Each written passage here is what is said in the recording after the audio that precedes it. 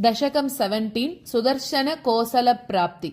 युधाजितं शत्रुजितं च हत्वा रणाङ्गणस्तानुतिभिः प्रसन्ना सुबाहुमुख्यान् अनुगृह्य भक्तान् सर्वेषु पश्यत्सु तिरोदधात।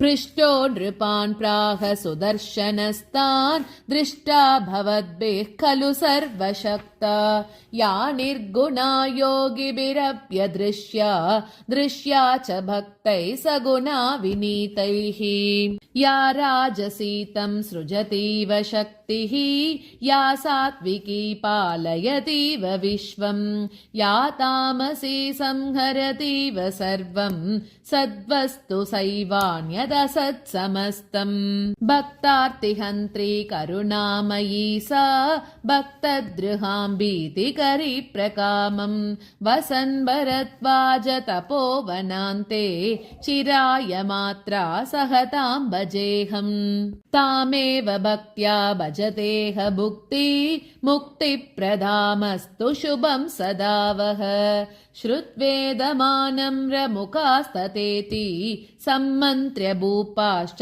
ततो निवृत्ताः।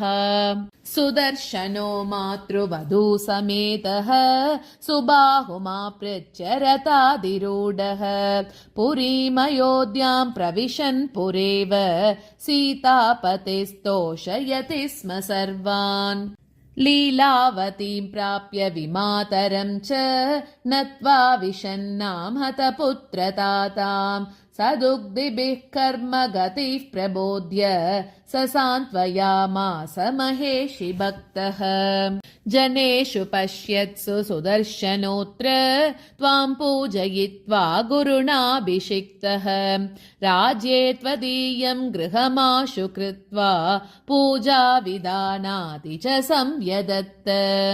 तस्मिन् नृपे त्वत्सदनानि कृत्वा जनाः प्रतिग्राममपूजयंस्त्वां काश्यां सुबाहुश्च तथा करोत्ते सर्वत्र पेतोः करुणाकटाक्षाः न कर्मणा न प्रजयादनेन न योगसाङ्ख्यादिविचिन्तया च न च व्रतेनापि सुखानुभूतिः भक्त्यैव मर्त्यः सुखमेति मातः। नाहं सुबाहुश्च सुदर्शनश्च न मे भरद्वाजमुनिः शरण्यः गुरुः सुहृद्बन्धुरपि त्वमेव महेश्वरि त्वां सततं नमामि।